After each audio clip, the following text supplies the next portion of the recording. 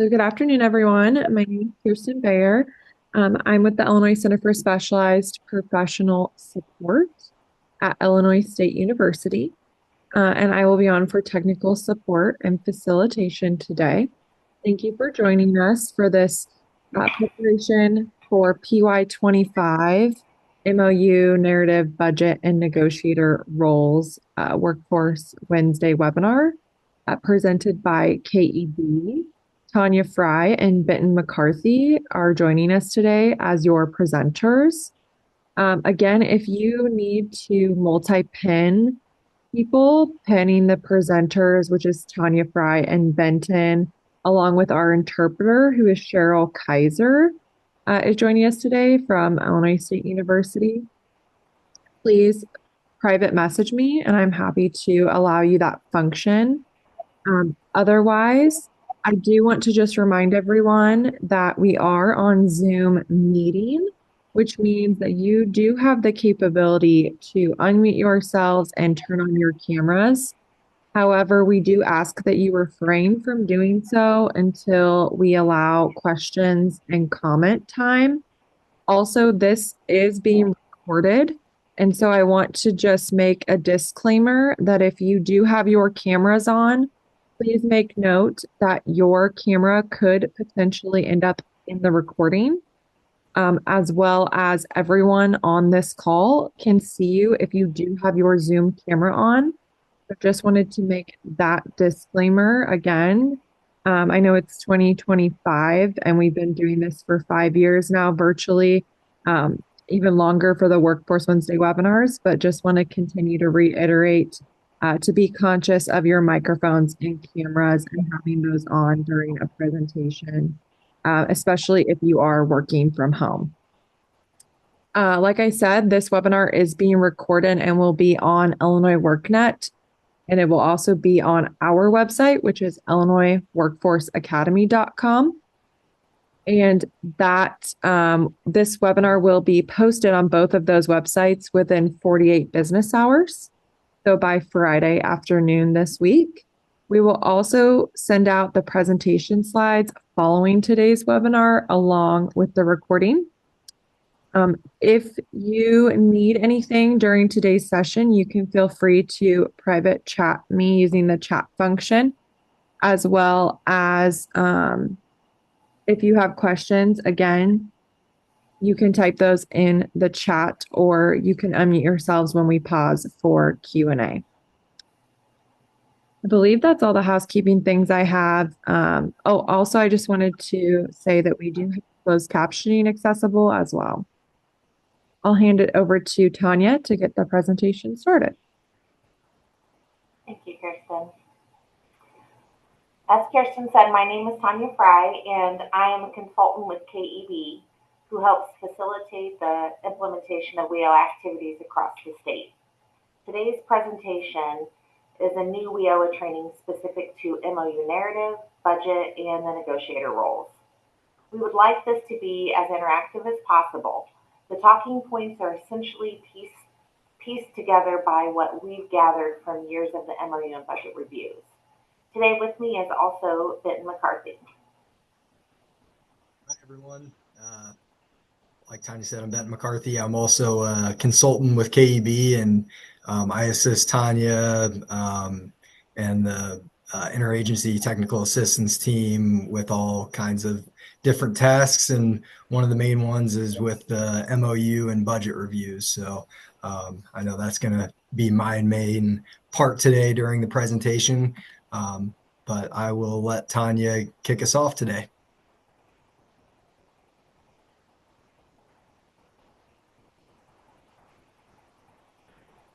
We have 5 sections that we're going to review: the impartial lead negotiator, the program negotiator, MOU and budget spreadsheet, the signature page, and direct linkage checklist. We will have breaks after each section for questions. So if a question comes up to you during the presentation, please just add that to the chat. So what is the purpose of the MOU and budget, and why is this negotiated each year? This serves as a contract between Required partners that encompasses how the required partner will share in the two types of costs. The two types of costs are infrastructure costs, to which required partners must contribute to fund the operations of the one-stop center. So that would include lease, security, things like that. The second is local service delivery, so the system costs that are identified by and agreed upon by the required partners. So that would be local service delivery costs, and those are split into two categories. So you have your delivery system costs that are specific to one-stop centers. So that could be the resource room specialist that's serving only that one-stop center. Or then you have the delivery system costs that spread across all service locations in the local area, and that could be work board staff costs, and those are contributed to all centers. And again, that's if you have multiple centers that you're going to have on the MOU and the budget. So we'll review the negotiator roles and responsibilities. You'll notice we have two negotiator sections. There are two different types of roles for negotiating. You have the MOU negotiator and the impartial budget negotiator. And those can be the same person, but the roles can be one or separated. And we will go into detail later in the presentation of each role and what their responsibilities are. The lead negotiator will be selected by the local workforce board. The lead negotiator will schedule the negotiation meetings and gather the items that are needed to begin the program year 25 budget.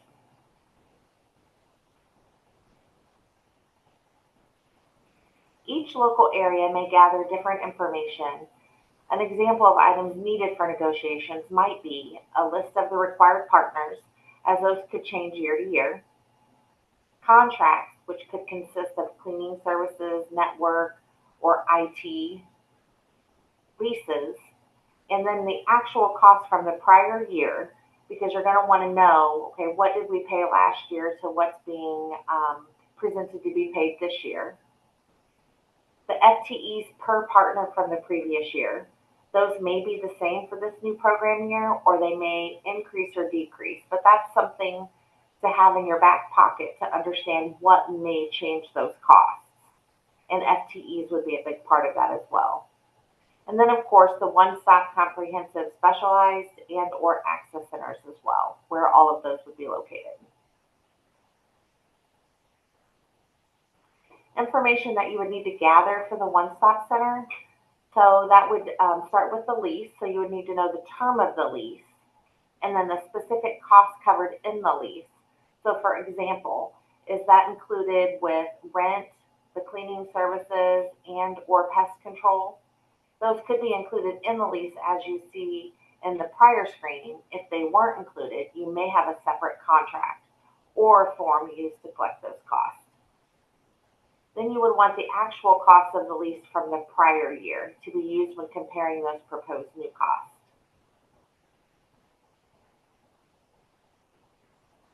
The MOU guidance suggests that each local area have 3 separate negotiation meetings, but it's not a requirement, as we've already mentioned. We will discuss the meetings as if you are going to have 3. So when we talk through this whole process, we're going to talk through as if you were having 3 meetings. So this isn't required that you have 3 meetings. You can definitely have less or you can have more. But just for the sake of today's meeting, we're going to talk as if you were having 3.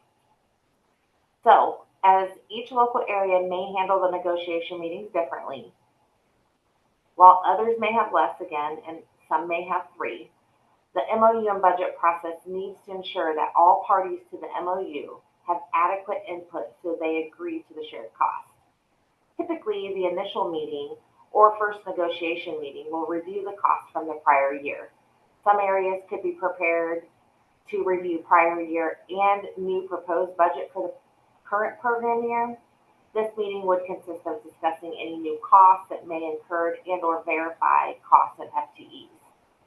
Some may do that in the actual meeting. Some may preempt that by sending some of that information directly through email. The impartial negotiator may obtain assistance from another selected individual that will help retain and update the MOU narrative and or update the one-stop operating budget.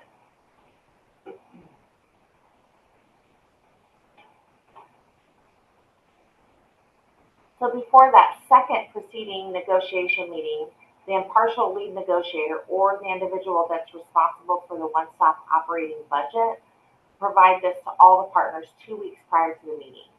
This will give you ample time to review prior to the upcoming meeting. Each of you should have an estimated budget to review, whether that is the full budget or a slimmed down version for your program specifically.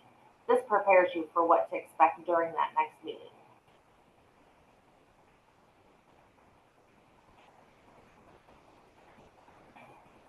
So prior to this meeting, and this is the second meeting, each required partner should have received a drafted MOU narrative and budget.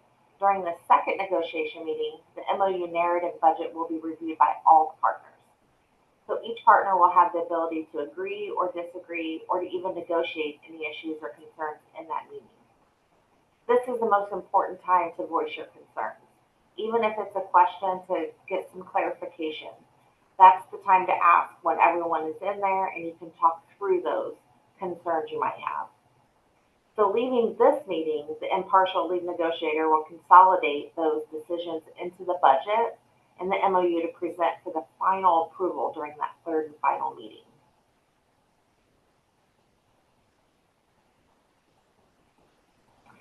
So then on the third meeting, at least 2 weeks prior as well, all partners should receive that drafted final MOU budget that was negotiated from that meeting too. So this third and final meeting is typically expected to receive a yes or no approval to the program year 25 budget. So if you have concerns for the infrastructure or the service delivery cost, you must discuss those in that meeting. So by the time you've reached this third and final meeting, there should have been any clarifications or concerns discussed during that meeting, or even one-on-one through email with either that impartial lead negotiator or with the person responsible for entering information into that budget spreadsheet.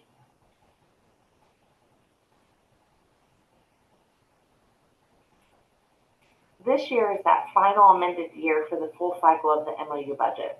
A brand new 3-year MOU and budget will be executed for program year 26.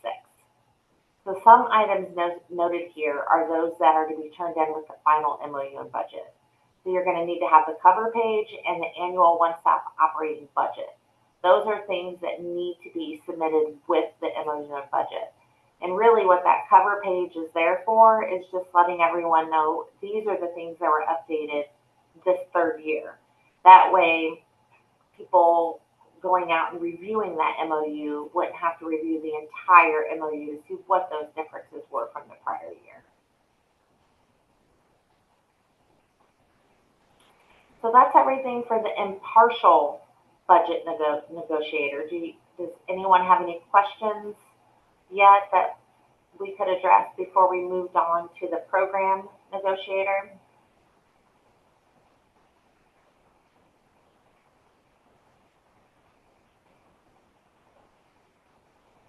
Okay.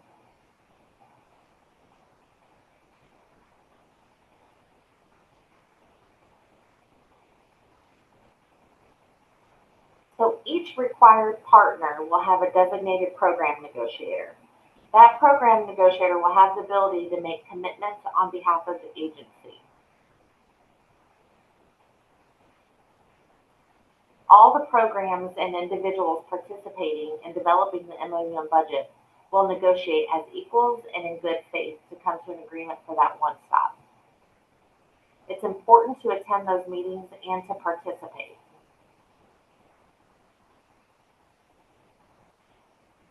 Required partners in each local area will complete the career service matrices to identify each required partner's commitments to make required career services and other activities available during regular business hours. Even when a required partner commits less than a full-time equivalent FTE to provide career services in a one-stop, the required partner must select and describe in the MOU how the customer will receive timely and coordinated access in person or through on-demand direct linkage during those regular business hours.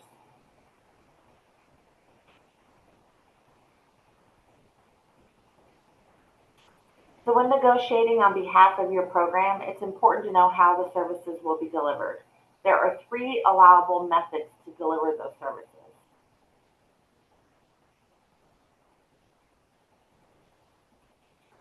So one would be having a required partner staff physically present at that comprehensive one-stop center.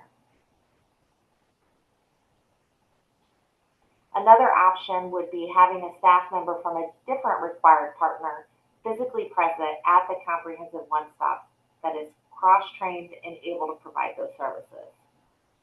And then a third one is establishing that direct linkage to the program staff who can provide that meaningful information and services through demand technology.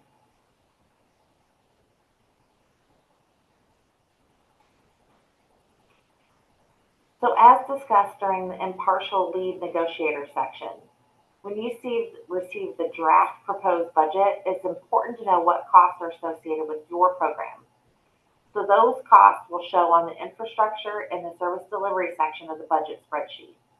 And Benton will show us how to find those here soon when he goes through the budget spreadsheet with us. And then as a program negotiator, it is your responsibility to negotiate on behalf of your program.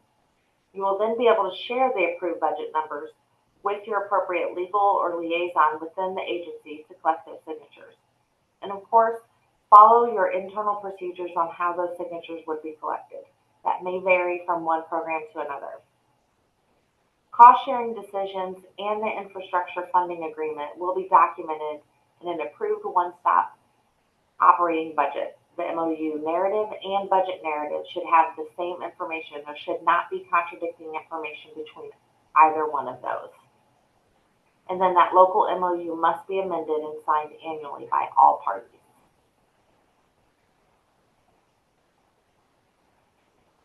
Did you have any questions on the program negotiator or the first section, which would have been the impartial negotiator?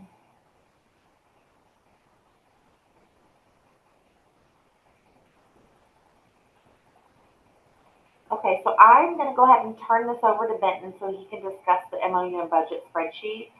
So bear with us for one quick second. I'm going to stop sharing and he's going to begin sharing.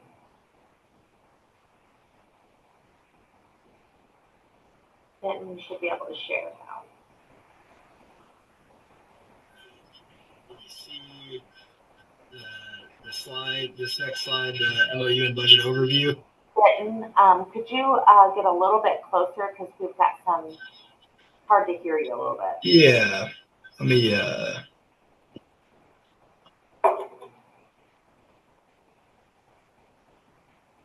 correct one thing real quick.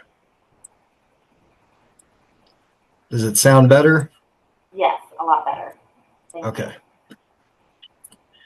All right. So I'm going to start by giving an overview of the MOU and budget. And in the next few slides, I will give a more detailed information with the MOU narrative and the budget. But first, the MOU will include a budget narrative explaining and supporting the annual one-stop operating budget to identify how required partners are sharing one-stop center infrastructure costs. And the example is the infrastructure funding agreement and other additional costs of the local workforce delivery system. Cost sharing decisions and the infrastructure funding agreement will be documented in an approved one-stop operating budget using the prescribed spreadsheet. An electronic fillable version of the most recent version of the one-stop operating budget spreadsheet will be available on the WIOA implementation portal.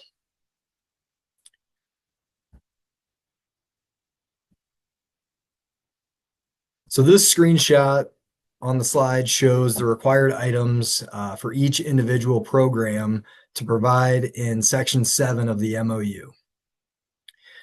Basically, you'll explain the programs and services that correlate with the career service matrices. You'll describe the staffing plan around which services will be provided by in-person staff, cross-trained staff, or direct linkage. You'll describe if services are made available to walk-in customers or if an appointment is required. And you'll describe how services are provided in real time during regular business hours. And the following slides will show some examples of what these would cover. So this first example, and I'll just say a lot of what I'm going to go over today is stuff that we kind of threw out there. It's not from a specific LWIA, but it is examples of what would hit all the different requirements for the different sections that we're going to discuss today. So this first example, I'm going to read it. IDES administers TRA allowances, a benefit under the TAA program, providing income support to persons who have exhausted their unemployment compensation and whose jobs are affected by foreign trade. TRA staff provide the following basic career services: outreach, intake, orientation, referral and coordination with other programs, information, and meaningful assistance with UI claims. TRA services are provided to walk-in customers by on-site staff Monday through Friday and in real time during regular business hours of 8:30 a.m. to 4:30 p.m. So this is just kind of an example of how that ties in with the basic career service matrix, which is further on in the MOU. But basically, you can see here, if you can see my mouse, they discuss that they provide outreach and intake orientation, so that's selected.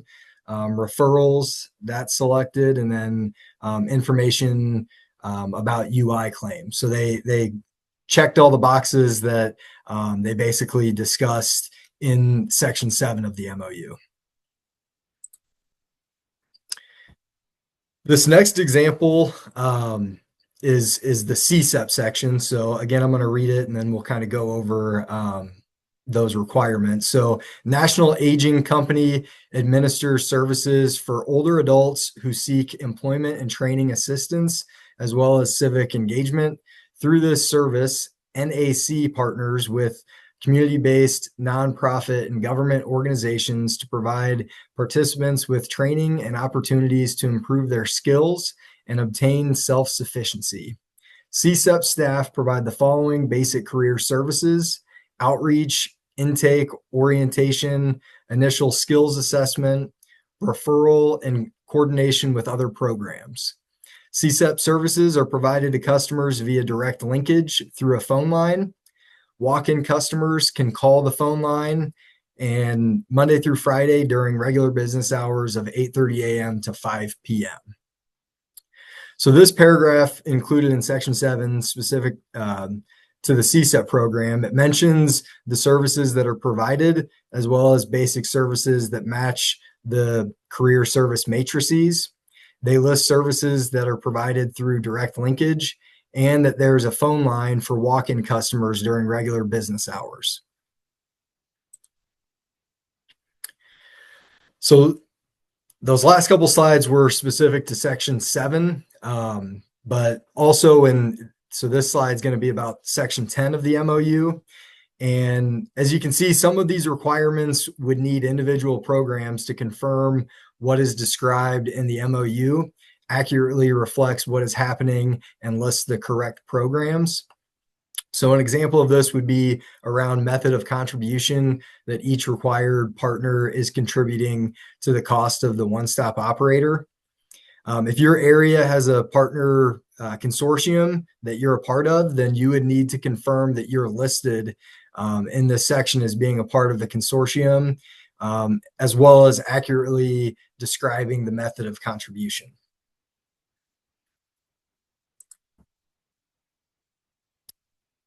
Another section of the MOU that we're going to discuss is Section 13. Every program will need to look through this section of the MOU to confirm a few things. The first being that information is accurately describing your method of contribution as proportionate share of costs. You'll also need to see if your FTE amount is less than 0.25, then your program would need to be listed. If staff from your program provides services on behalf of another required partner, your program should be listed as providing cross-training. And then if another program provides services on your program's behalf, your program should be listed as receiving cross-training. And then if there's any special invoicing that occurs with your program, then this would also need to be described here in the MOU in this section. So the descriptions provided in section 10 and section 13 of the MOU must also match what is listed in the notes section of the MOU budget spreadsheet.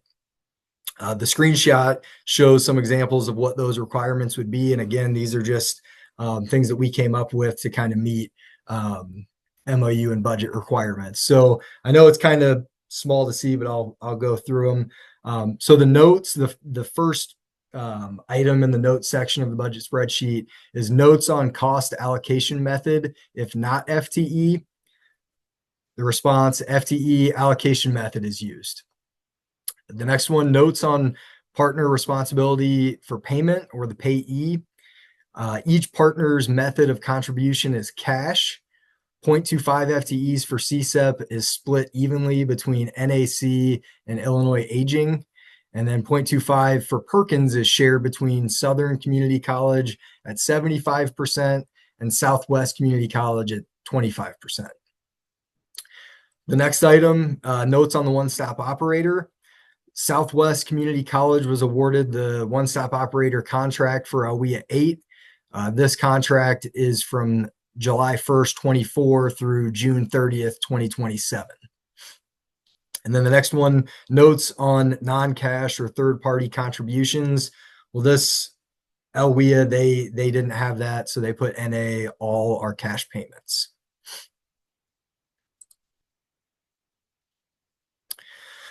So the budget spreadsheet, it has built-in formulas. So when you're entering the data in, please ensure that you're entering in the correct tabs and the correct fields.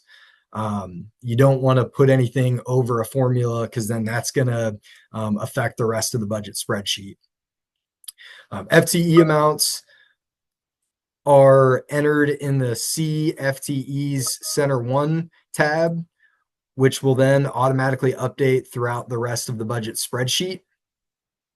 If your local area has multiple comprehensive one-stop centers, you will plug those FTEs in the C FTEs Center 2 and 3 tabs, and so on until all the FTEs are at all locations are entered. And again, this will automatically update throughout the budget. For those of you who are only wanting to confirm your total FTE commitments are accurately listed, you would just go to the A total FTEs all centers tab and look at the column H for total on-site FTEs. So that's over here. And then column J for total direct linkage FTEs, which would be this column. And then column L for your total. So some areas have both on-site and direct linkage. So the total is going to be over there.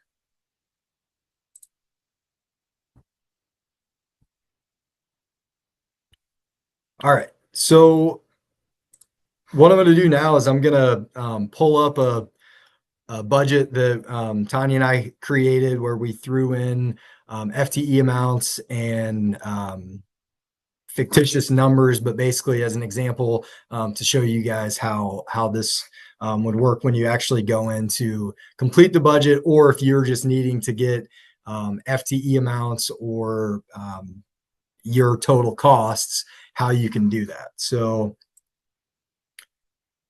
Tanya, can you see the budget?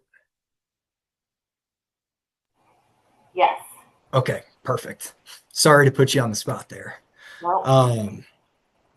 So basically, This first tab, before we kind of get into the details of filling it out or looking for information, these first three tabs are just helpful tips and information for you when you're filling it out. If you're stuck with anything, you can kind of reference these. So the first tab is instructions.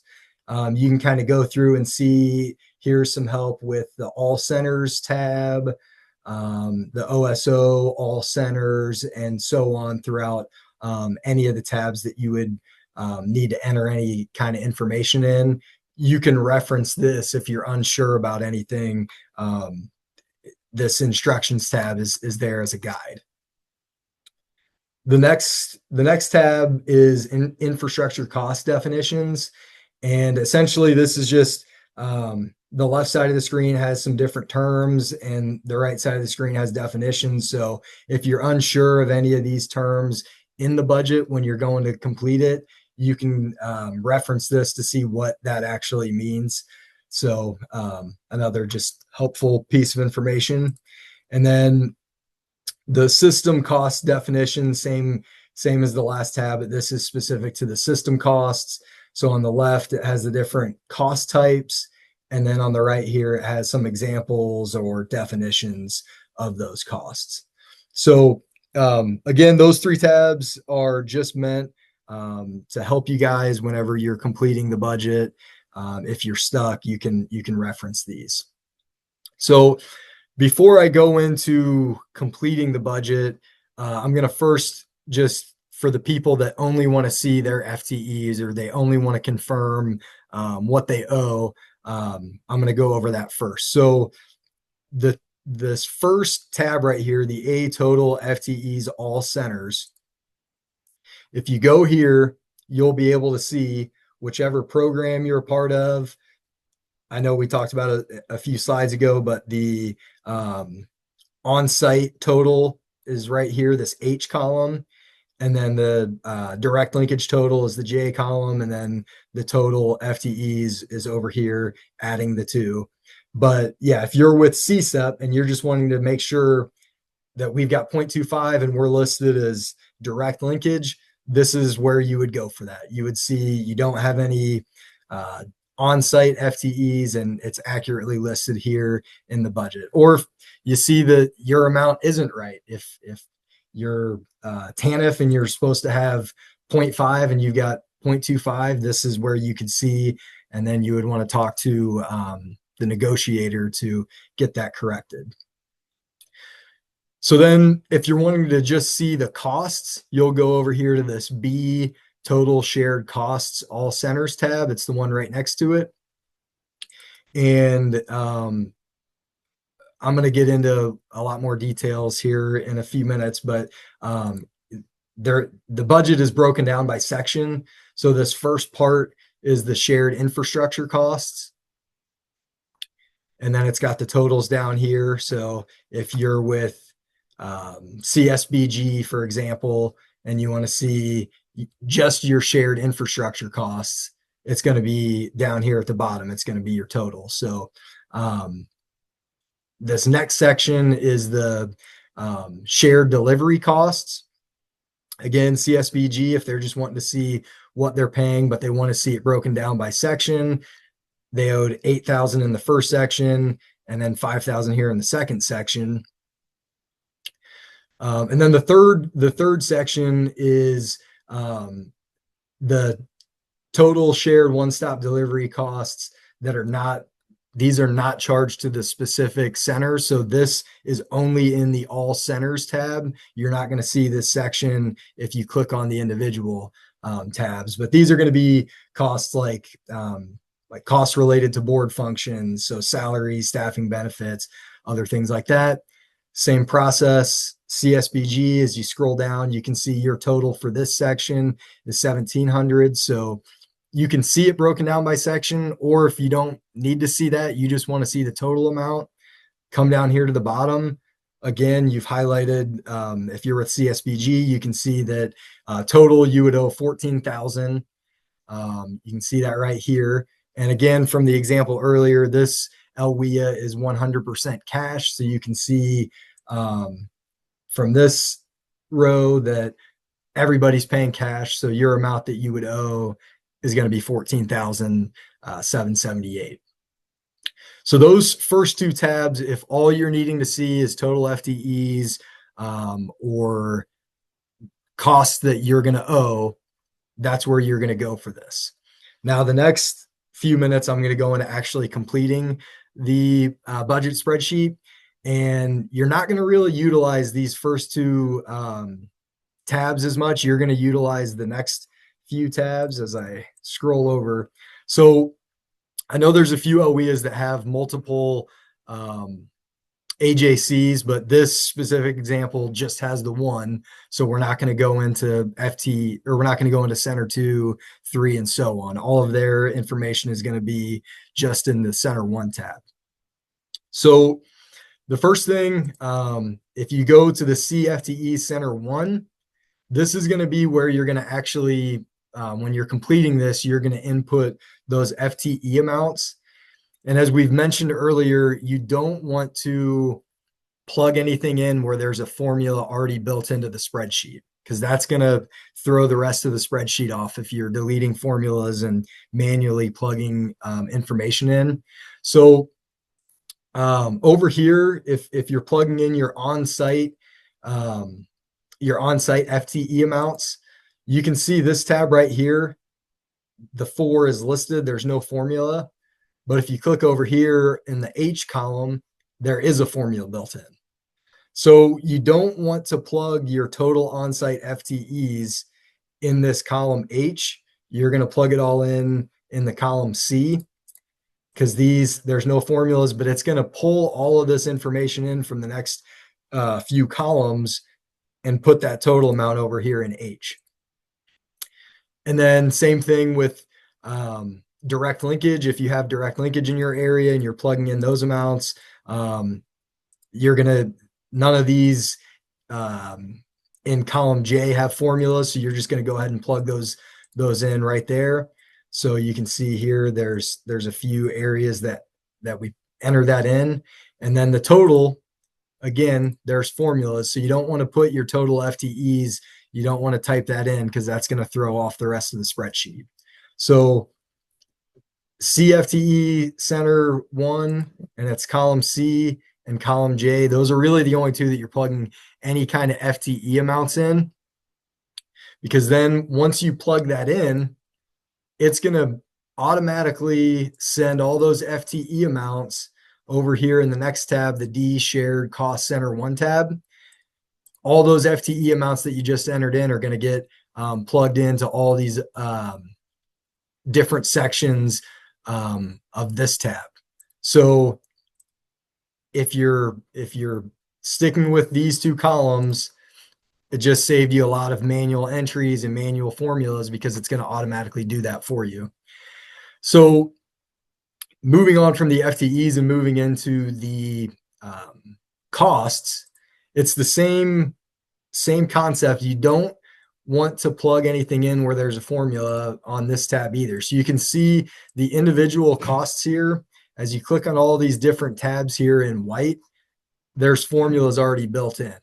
And what that's doing is it's pulling the amount that you've entered over here in the column B section, as well as the breakdown of the FTEs. And that's where it's coming up with the different costs for the different programs. So as you plug in your lease costs, facility maintenance costs, and all that, it's going to automatically make those changes. So if I change this 60,000 to 50,000, you can see it automatically and instantly change those amounts. And it's changing those amounts here, but it's also changing the amounts down here in the total section. So the main thing that you want to focus on, really, as long as you're using you're starting from scratch with a blank template, these orange tabs are the ones that you want to fill in. The white tabs, you're not going to have to do anything with. Those are going to automatically get those amounts from what you've done over here in the orange. And that holds true with this gray tab. This is a formula You can see those are formulas. It's just totaling these from here. So you don't need to do anything unless it's these orange tabs. And then also, I just want to point out, because this was something that there was a few revisions in PY24 to make sure that you enter in your partner that's responsible for payment, the payee, over here in these orange sections as well. If you're going to have a cost, there needs to be a partner associated with that cost that's going to be making the payment. So as we go down here, now this, I manually threw these formulas in, just I put equals here because this, like I've mentioned, this LWIA only does cash. So this total amount from the service delivery, it's all cash. So it's all going to go here. Now, if you're an LWIA that's going to have cash and non-cash, you are going to have to manually enter those different amounts in here. Again, this follows true with being the orange cells. These are ones that you will have to manually enter in. But it's if you're only cash, it's pretty simple. You're just going to take that amount from up here, and whether you're manually typing everything or you just create a formula pulling that amount, either way, to get this information entered. And everything that I just mentioned from the first section, the shared infrastructure, it is identical to the shared delivery. So you're going to enter those amounts here in the orange. You're going to put your payee in the appropriate cells. And then all of these different cells over here in white, they're going to manually or automatically get updated. So if we change that to 30,000, you can see instantly all of that's updated. You didn't have to do any sort of calculations for that. And again, down here in the orange, you will have to do some manual entry, and that's again if there's cash versus non-cash, if there's a consortium and there's only certain partners paying different costs, you're going to enter those in to where you're still going to get your total amount is still going to equal this, but the non-cash and cash should equal what's up here from the total. And then as we keep going down, all of this down here is white. So you're not going to have to do any sort of calculations or manual entries to get this. This is extracting all of the information that you've just input up here from the different orange cells. So your total for cost center 1 is all down here on the bottom, and yeah, you didn't have to manually enter those amounts. They're all pulling from what you've just entered. Now, this third tab right here, I'm going to talk about that here in a minute, but I did want to point out the one section in this B total of the all centers tabs that you will have to input information is this section 3. And some LWIAs don't have anything that goes in here, and that's fine. But a lot of the LWIAs do have amounts for staffing, salary, board costs. So you will have to manually enter amounts in here. But all of these cells above, these are all formula driven based off what you entered from this first tab, from the cost center 1 tab. So you're not having to enter any of these amounts from sections 1 or 2. It's pulling all of that information from what you've done over here, except for section 3, because this is encompassing all of the different sites. Now, again, most LWIAs just have one site. So these amounts in center 1 are typically the same amounts here in the all centers. But again, the notes section, you want to make sure you fill those out before you're done. I know after you've gotten all of the amounts and FTEs and everything entered, you kind of want to be done. But this information is important, and it needs to tie in with what you've entered into the MOU, specifically the section 7, 10, and 13. That information needs to align with what's over here in the budget. But the Then, last, yeah, could I jump in real quick before you jump to this tab here? yeah, Could you go back to the total shared all centers? yep, So a couple things that I want to throw out there too, just to add, you should start with a brand new one-stop operator budget spreadsheet every single year. And not use that prior year's form. You should start with a brand new one. And you're going to have a link that we're going to show you that here in a little bit. So what Benton is going through with everyone right now is going to help everyone in multiple ways. One, the first part is the person that's responsible for entering into the budget spreadsheet. He just explained what tabs to enter that information into and how it's going to get you to the end result of this is how much all the partners are going to be negotiating and approving within those negotiation meetings. The second piece that he's showing here is those program negotiators are going to understand what it is that's being shown at the negotiation meeting or being emailed to you. We're very aware that every local area handles these differently. So we tried our best to make sure that we showed you this in a way that would make sense for everyone. But if you were to get this spreadsheet emailed to you and you had to look at it and make a determination on what you're paying and why, if you look on this total shared cost to all centers and you were a CSEP provider, you're going to start at the top of the spreadsheet and you're going to go all the way over to the right until you find your program. Once you find your program, you're going to see the breakdown of the cost for infrastructure costs, service delivery, and the overall cost that you're going to take back to your program person that you need to talk to at your local area that says, this is the cost that we had last year, this is the cost that's being proposed this year. And then if you need to explain what that cost is or where that cost came from, that's where you're going to look in that column A that's going to explain the lease that's broken down, the facility maintenance that's broken down, and showing you your individual costs that you're going to pay through each one of those. So that's what's showing you differently from each section that Benton just showed you, how that's going to reflect into what you're going to see when you're going to the negotiations. Go ahead, Benton, sorry. thanks. I needed the water break too, so I appreciate the you jumping in. So yeah, so this tab right here, this is kind of the last one when you're the one responsible for entering in that those amounts, is the one-stop operator cost center one tab. So there were several local areas that missed this section right here, the OSO contract start and end date. Just make sure that you get that entered every year, so it doesn't result like in a revision. So, and in this scenario, there's a 3-year agreement, but I know a lot of the areas it's typically on a yearly basis. So just make sure the newer dates get entered in every year.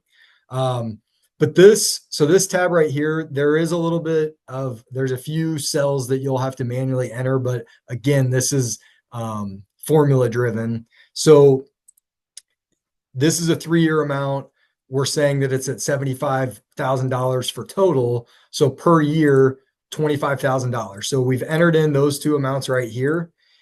And then you can see the rest of this, these are all formula based. So this is providing the breakdown of the one-stop operator costs. Now this LWIA, every partner's paying, but we know every LWIA is different. So some LWIAs might not have every program paying in or paying a different amount. So over here on the bottom, this is where your total FTE amount, you're going to want to enter that in. Unfortunately, that does not carry over from this tab.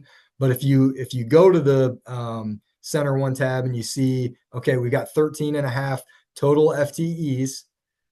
So we're going to plug that in here. And then this is going to impact all of these percentages, which is then going to give you all of these amounts up top. So there's formulas built in throughout this whole tab, but you do have to manually enter a few cells to get those amounts. Now, over here, the individual programs, it does pull from this tab. So what you've entered in here, it does pull this, but you do have to get your total FTEs in there. That way it's got the accurate percentages. So these percentages are going to spit out these numbers that are then, if you go back here to the D shared cost center 1 tab, you're going to get your OSO amount, and then you're going to be able to have all these amounts generated based off of what you've done in this tab right here. So those are the 3 main tabs that if you have one AJC, you want to make sure you update, as well as section 3 in the all centers tab if you have any of these costs. The notes section, you want to make sure you update these every year. And then also, I know it's a small thing, but on the top of all these tabs that you're going to be working out of, you can see it wants your local, your WIOA number and the program year and where the AJC is located. So just make sure you get those updated throughout the spreadsheet every year. So I know that was a lot of information that I went over. Go back to the slideshow.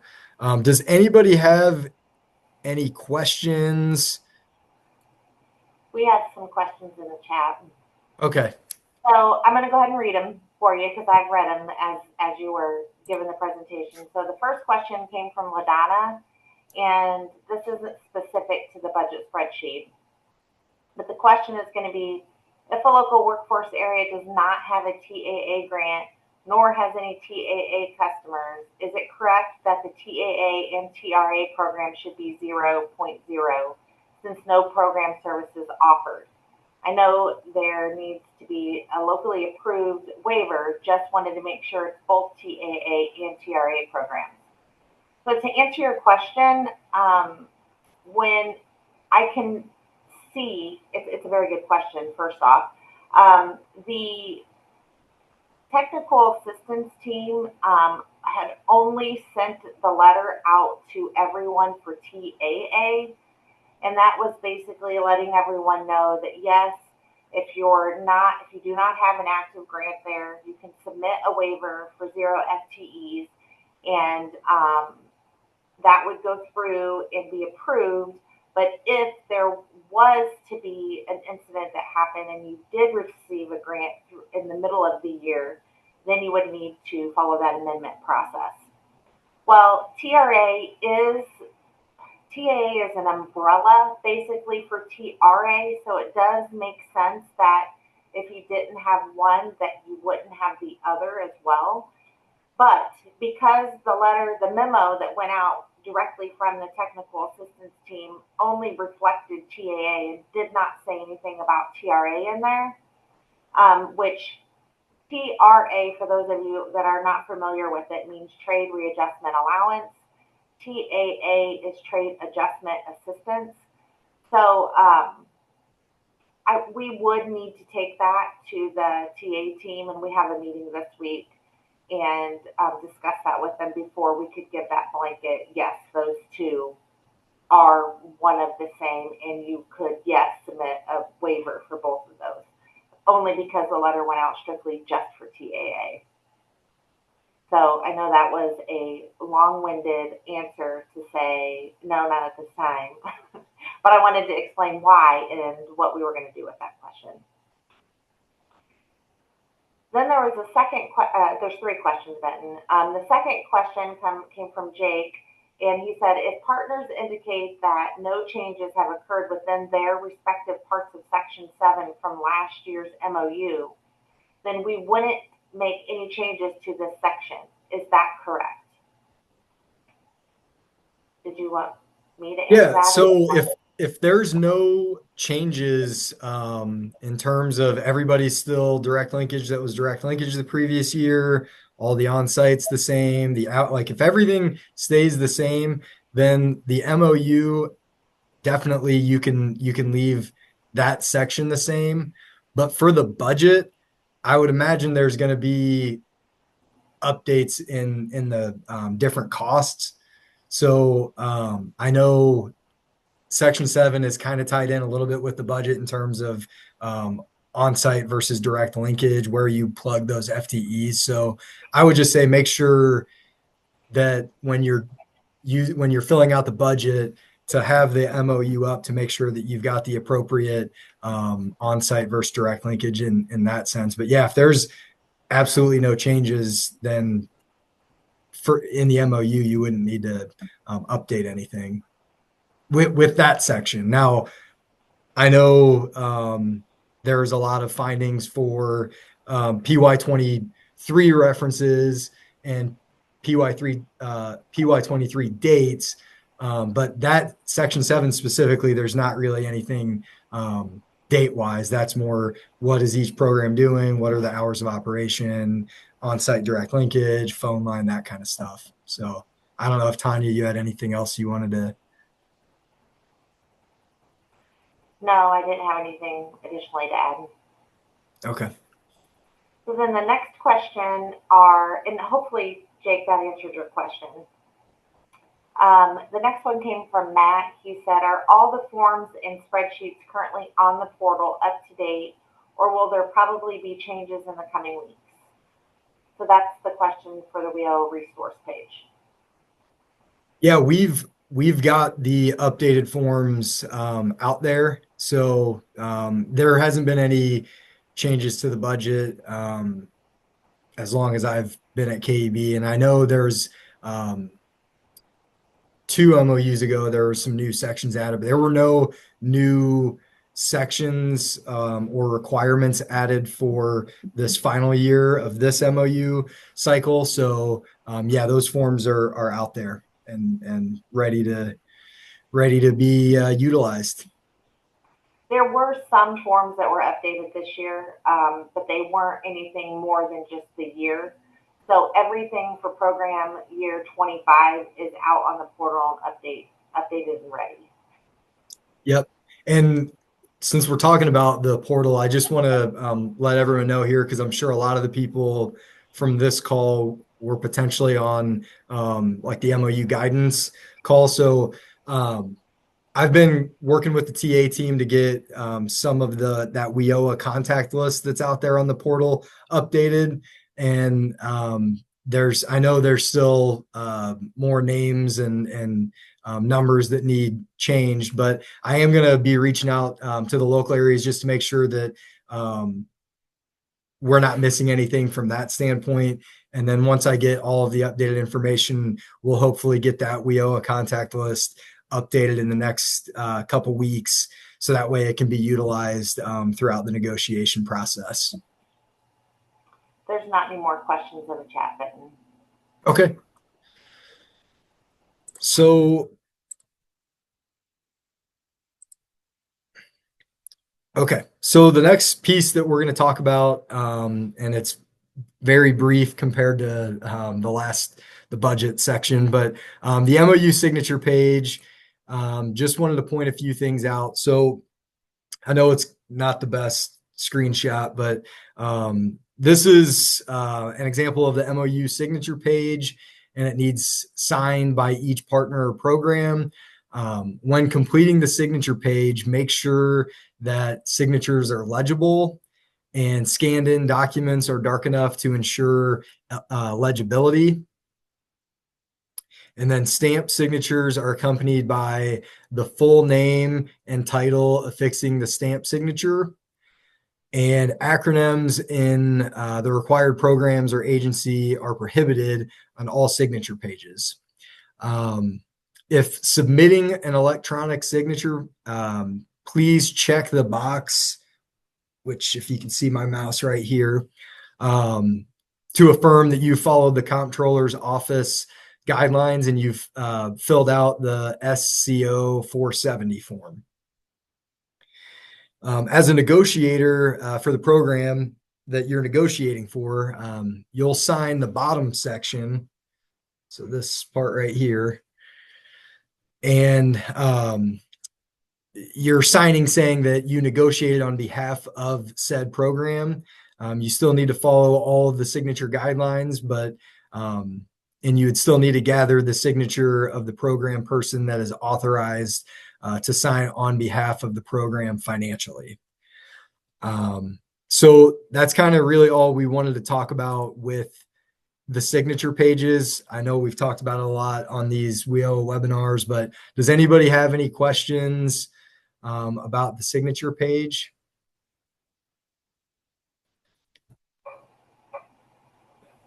There's no questions in the chat either. Okay. Oh, So, we did get a question. Sorry. So this one came from Debbie. It says, I know you need to use a new budget form, but do we need to use the new narrative form, or can we just update the narrative from the past year? yeah, like I said, the main thing with the MOU narrative is just making sure that you've updated all those years and PY24 references to PY25 throughout the document. But yeah, the MOU, since there was no new requirements added, you wouldn't need to use the new form from the portal. It is out there, but no, the MOU, you can absolutely use what you used from the previous year and make your edits accordingly. Could I add something real quick, Benton? Yep. So typically, you would definitely use the new MOU form that's out there, only because you may not know if there were changes from a prior year. But because there were no changes, as Benton mentioned just now, make sure that you're using that redlined option on there. That way you can submit to the WIOA email box a redlined version and then a version that's saved with that's cleared out all those red lines. That way it shows what differences were changed from the prior year to this year.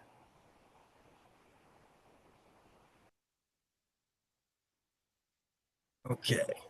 There's no other questions now. Okay, yeah, I was kind of peeking over Sorry, there. So, I muted it. all right, so the next section that we're going to talk about is with the direct linkage checklists.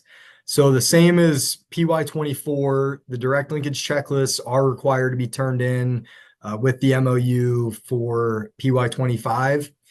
So these next few slides, we're going to review some of the main pieces from the direct linkage checklist that will assist when you're completing these forms. So again, going with LWIA 8, we just kind of threw in some fictitious information, but basically all of the sections here in yellow. So basically this whole section from page 5 of the direct linkage checklist needs to get updated. And like the comments are saying, if there are no updates to this section, the number and the names and everything, address, they all stay the same, then you can definitely reuse page 5 from the direct linkage checklist. But essentially, this is just identifying the program you're with and the contact person and all the date that the form's getting completed and so on. So this next slide, it has a couple different pages as you move further along. I believe this is page 6 and page 7. Again, I know it's kind of probably not the easiest to read, but so each criteria that you're offering would need completed in the direct linkage checklist. So this example is specifically referencing the phone. So criteria 1 over here, this is saying that yes, there's a dedicated phone line, and then they've checked that there. Criteria 2, that's referring to hours of operation. So you can see that yes, and yes, it was accurately reflected in the MOU what is happening. So if you check a box like this, you would want to make sure that that information regarding direct linkage is accurately reflected in the MOU. Criteria 3 down here on the bottom, this is referring to voicemail. So again, LWIA 8, they marked it, yes, they do have voicemail, and it should be accurately reflected in the MOU. You can also, these grayed out sections, those are areas where you can add information. So you can put the phone line, the phone number here. You can put the contact person, the staff member, their information here. And then I know it's kind of cut off, but there's each criteria has this same kind of breakdown of selecting yes, no, putting any comments if no, and then selecting the appropriate or plugging in the appropriate information. And then as you move further on with the direct linkage checklist, this is the main thing that you definitely want to make sure is updated every year with those checklists, and that's getting a new or updated signature from the appropriate individual and get the updated date. This should be the last page in the direct linkage checklist. It's about a 15-page document. And unfortunately, there were a few revisions in PY24 from just this page was missed. There was no signature, no date, no person listed. So just make sure when you're going through those direct linkage checklists that you don't bypass that last page and you get that signature on there. So I'll pause again and ask if there are any questions specific to direct linkage checklist. There are not any questions in the chat, but I did want to add one additional note, Benton, if that was okay. Mm-hmm. On the direct linkage checklist, that signature does not follow the same requirements as the MOU signature page, because that is not a contract that's being submitted up or being uploaded, for costs that's involved. So this is not nearly as strict as the MOU signature page that does need to follow certain requirements, meaning you can sign it, and as you can see, Benton here used John's cursive signature through Word, I believe. So that would be okay for the direct linkage checklist.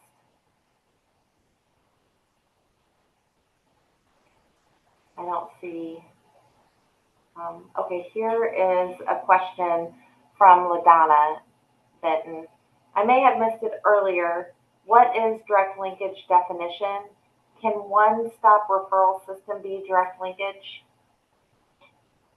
So the direct linkage checklist, it's basically, like I said, it's a 15-page document, and it's listing what your local area and what that specific program in your local area is doing when there's not an on-site presence, whenever the services are being provided via direct linkage. So throughout that form, you can list all the different ways that direct linkage is being provided virtually, whether it's through Zoom, whether it's through a phone line and voicemail.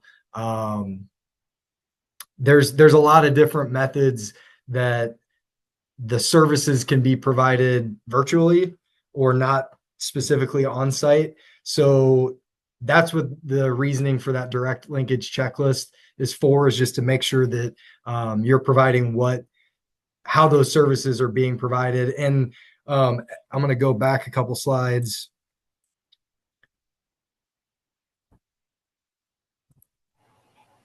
Too far. So again, it can be as simply as, yes, you have a phone line, and yes, it's listed in the MOU, but then that MOU needs to absolutely make sure that it's listing, we are providing services via phone line, and here's the number, or we have voicemail available.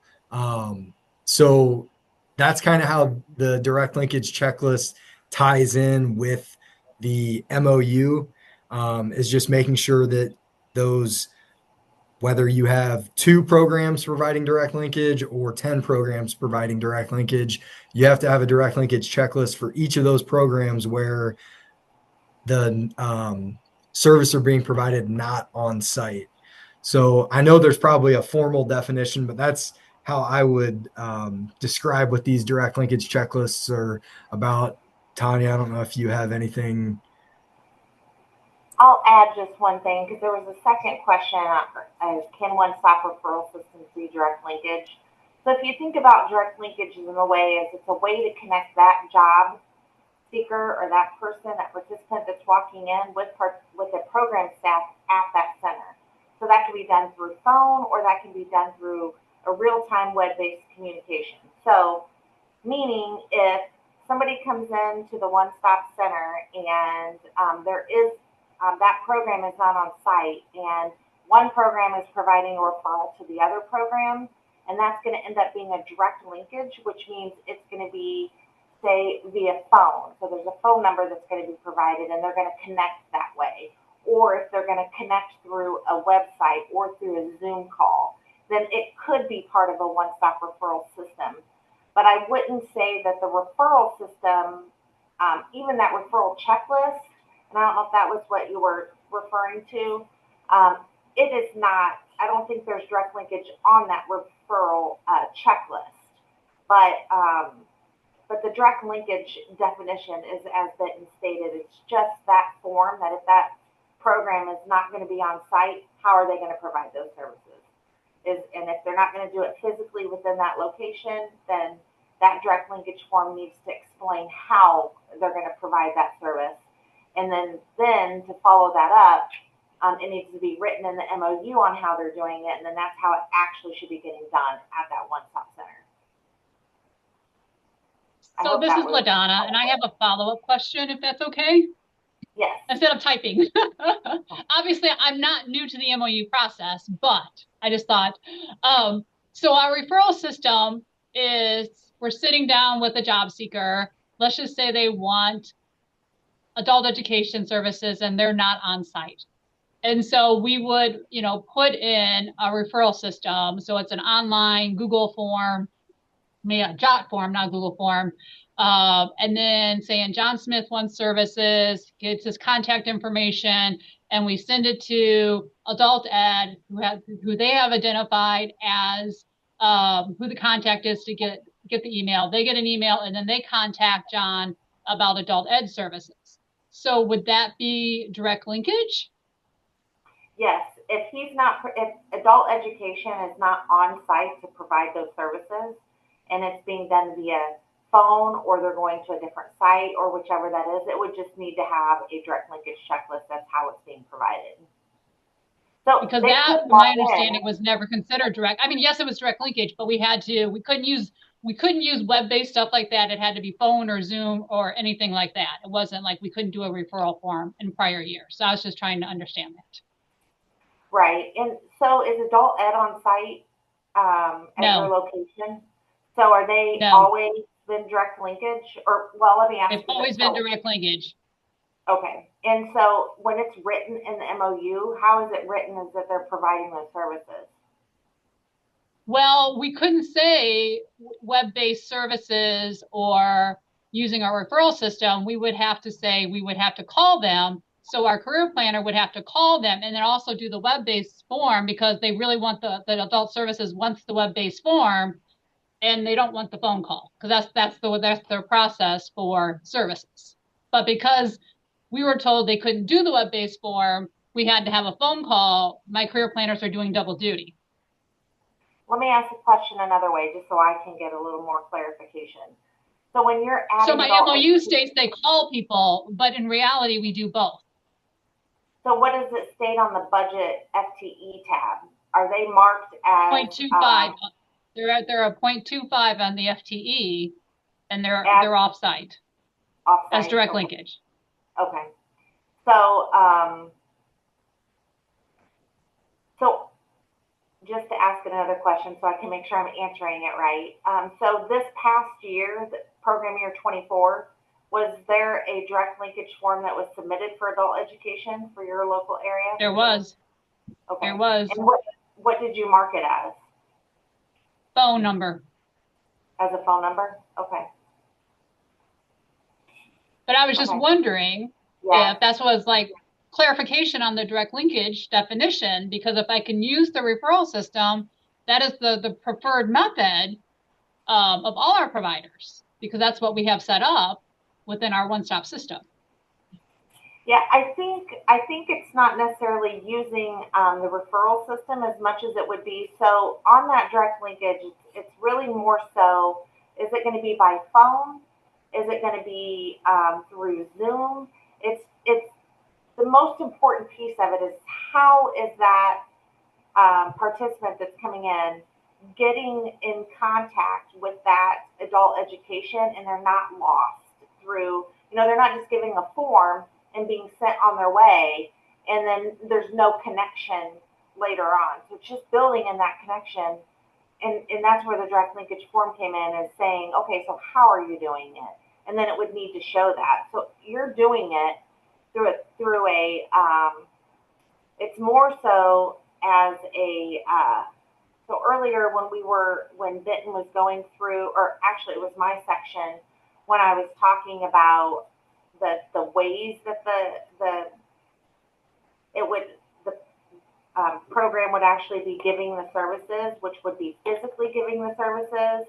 There would be another program party that could be giving those services for them, or the third one was the direct linkage. Let me pull up here. So this would have been pulling from,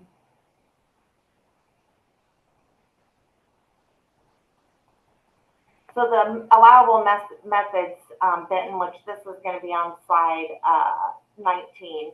So this is going to be having a required program staff person physically present at the comprehensive one-stop center, which that's not the case for adult ed, or having a staff member from a different required partner physically present at the comprehensive one-stop and cross-trained to provide information and services on behalf of another required partner, which they're not doing that from what I gathered. Or the third one is establish a direct linkage to program staff who can provide the meaningful information and services through on-demand technology. So then when you move over to that direct linkage form that Benton had, it's explaining how that demand technology is listed. So if you put in there, it's done by a referral system, it would just need to be explained in there how that referral system would be, because if I have to be interpreting, or not even just me, but the TA team when they're reviewing that MOU, or if the state is going and looking at that online, referral system to me would be, oh, we just referred them over to this section. But once you referred them, what happened from there? That's the piece that the direct linkage is putting together. So I think you can type in there how it's done, a little more detail. The referral system that is done by phone, or whichever way you just explained it. Basically, okay, I may try it this year. What was that?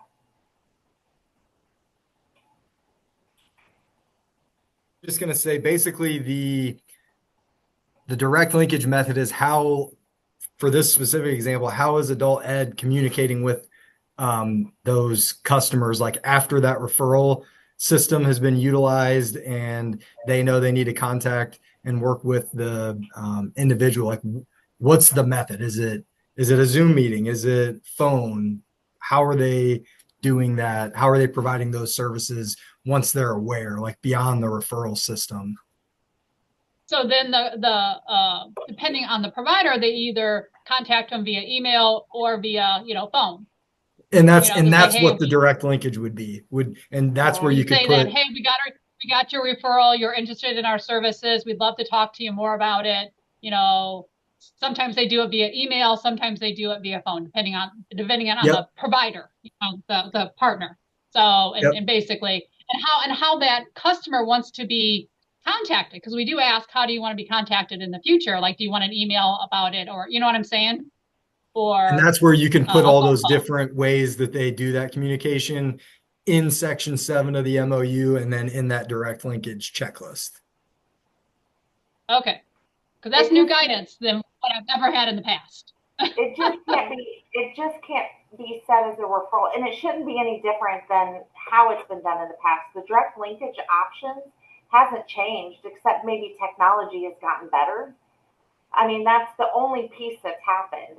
Ideally, everyone that's not on site could possibly go through a referral, but it's not necessarily that the referral system is called, like, how do you do direct linkage? Through a referral system.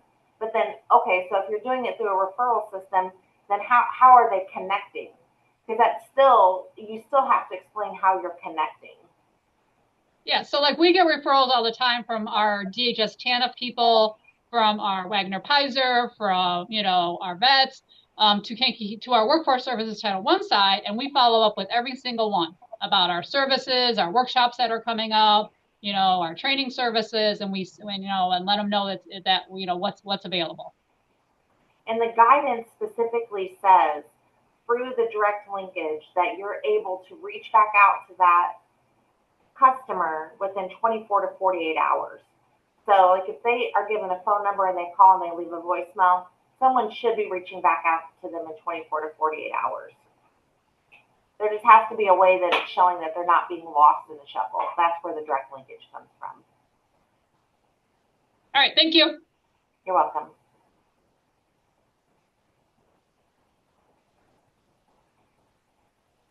Okay. I was kind of looking through to see if there was any other questions. I think we should be good. So I'm gonna turn it back to Tanya to wrap the meeting up. Thanks, Benton.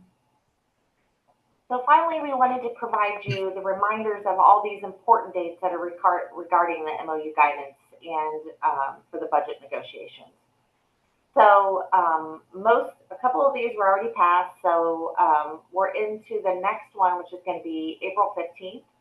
So the program year 25 report of outcomes is going to be due with the preliminary budget and any waiver requests.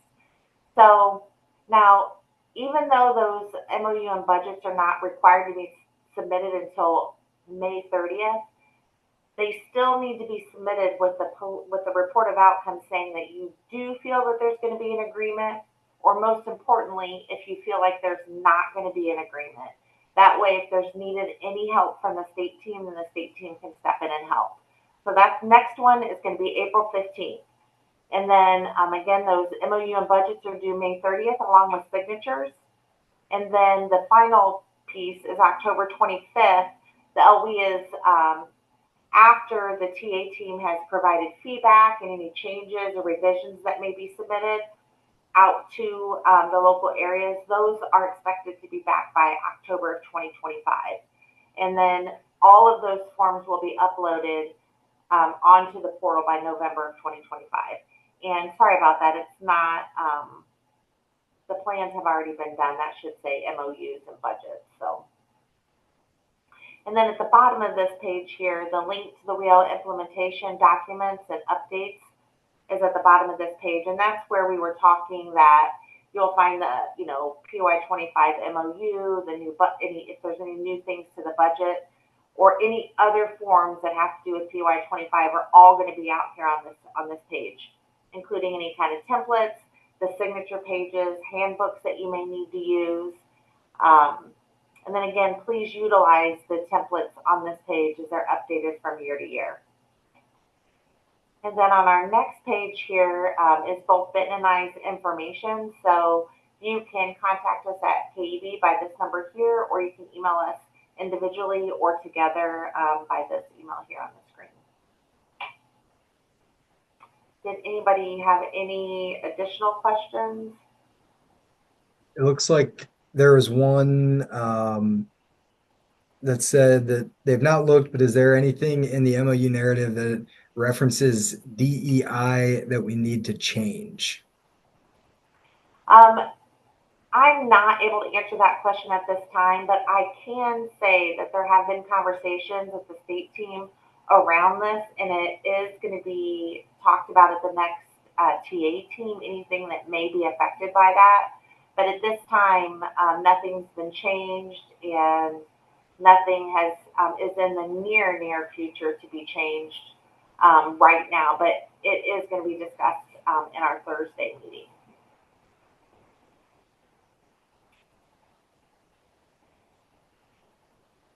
All right, Kirsten, did you have anything that you wanted to say before we ended the call? No, I think we're good. Just wanted to reiterate that this was recorded and it'll be on Illinois WorkNet as well as our website, the Illinois Workforce Academy.com. And we'll have the slides there as well.